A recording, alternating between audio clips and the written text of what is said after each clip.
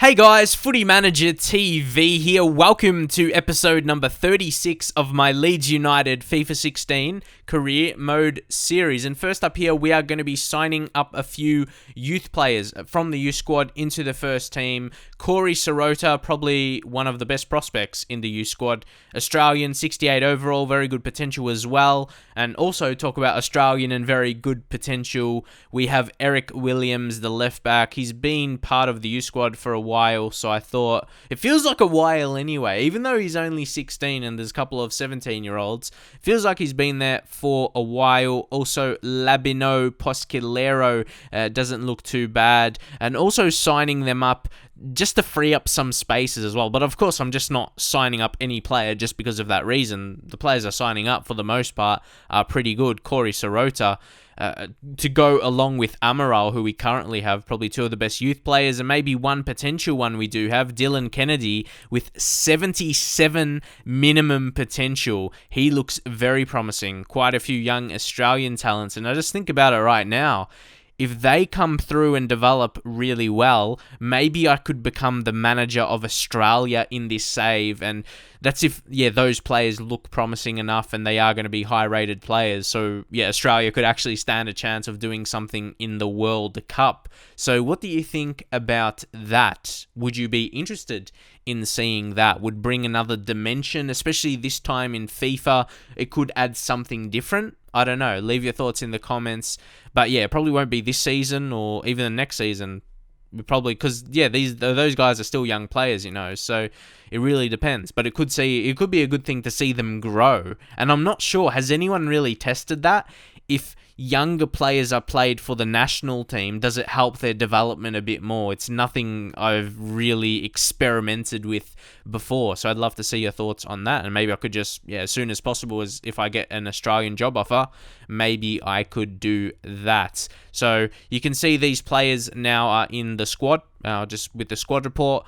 And you can see other players have improved. So Corey Sirota, there is a lot riding on this, and he's got 2-star weak foot and 3-star skill moves.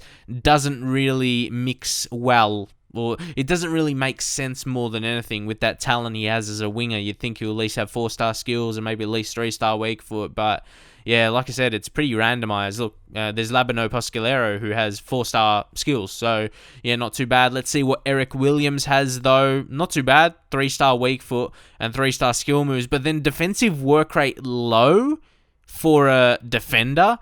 You never see that. I don't think any real player in FIFA, as a defender anyway, has low defensive work rate. For me, EA need to fix that, and it's just, it takes something away from it, and it's like, that's not really realistic for a defender to have low defensive work rate. They're randomized as well. Sometimes they may seem alright and make sense, but that's just by the luck of the draw, but pretty much work rates are randomized, and skill moves and weak foot as well. I'd like to think there's a bit more intelligence with that. Also, Stefan Petratis out on loan has been doing fairly well as right back. He could be for the future. I don't really know. But as you can see, we're third currently. And you can see the difference from outside the Champions League positions, like where Manchester City are right now. We're in a healthy position. So we have to keep winning, though, because Manchester City, as you expect, they would, I would imagine anyway, win a lot of games for the rest of the season. Early in this game, though, against Aston Villa, a game I really see as a victory.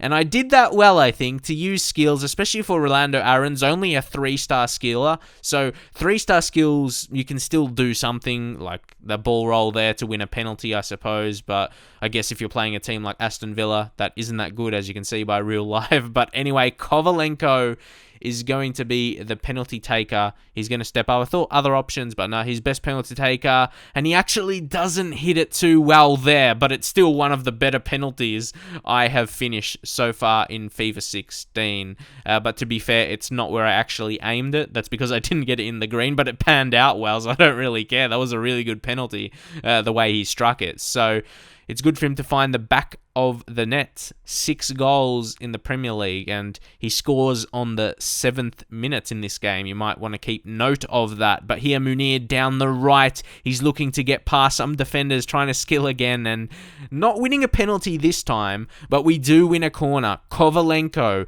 can he get an assist? And guess who? It is Munir who created that, who won the corner with his skill. Then he was able to finish with his head, I believe. Not the player you would expect to finish in that fashion, but yeah, that was really nice. And Kovalenko picks up an assist also. That was on the 40th minute, just before halftime. A very nice time to score, and I feel Munir did need that goal, because up until now he only had 2 goals in the league. And now Aston Villa with the ball. I'm not sure about that pass, but it found Sinclair. We're putting on the pressure again, and we're going to win the ball back. Cook. I like Cook's positioning. I told you how he hasn't really improved so much, but he still does well in games. And talk about doing well. What a strike from Lewis Cook. And that is exactly why he is the captain I have chose for Leeds United from this season anyway. Most games when he's played, he's been the captain. And what a strike. And I don't even think his attributes back that up. That was just an excellent hit from him.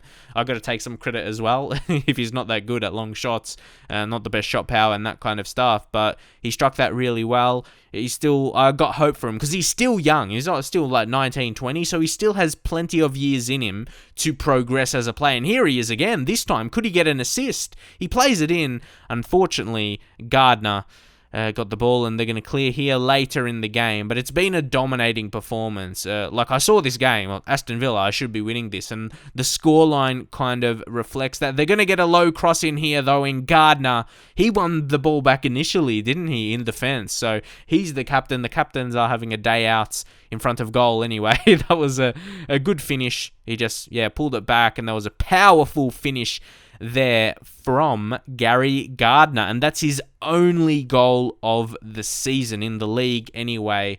Pretty disappointing from a captain, even though he's only a midfielder. You still would want him to score a few more goals. So we're looking to clear this now as the match is over.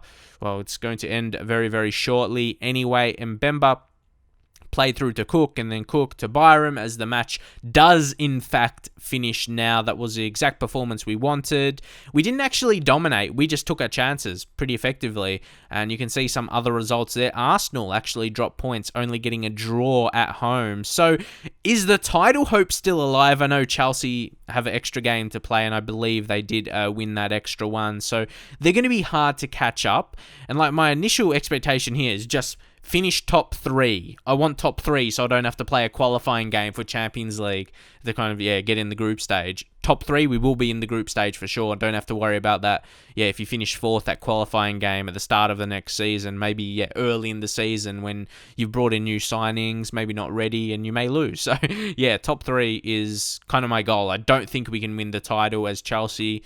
They're going to be winning too many games, I'd like to think. I don't think they'll drop too many points. But here, Rolando Aarons once more gets past. It's going to fall to Kovalenko, and he finds the back of the net once more on the 7th minute. That's why I told you in the previous game to, take note of that, because he does so here again. And on the second attempt, obviously, after the goalkeeper saved, the goalkeeper didn't really stand a chance. And 7th minute for his 7th goal in the Barclays Premier League so far this season. How about that? And now Amaral, he's just showing his skills here.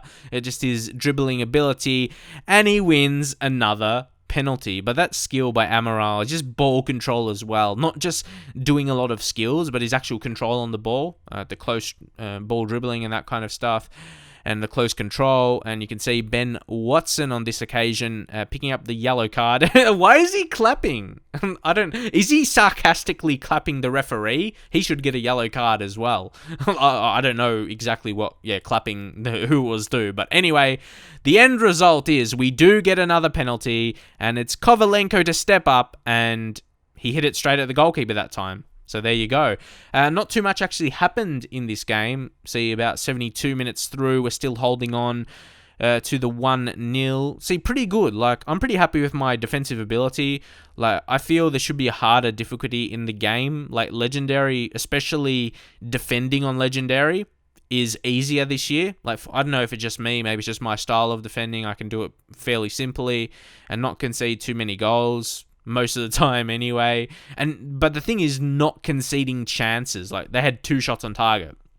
So I was pretty impressed with that. That's what I'm better at. Not preventing goals, but it leads to obviously not conceding goals. Preventing chances more than anything. You don't generally see teams have a lot of chances against me, so that's something I take pride in. I like to play a strong defensive game, and then counter in a way is my style. So that's it for now. Hope you guys enjoyed the episode. Season is coming to the close. As you can see, just 8 games remaining. So hope you enjoyed it, and I'll see you guys in the very next video.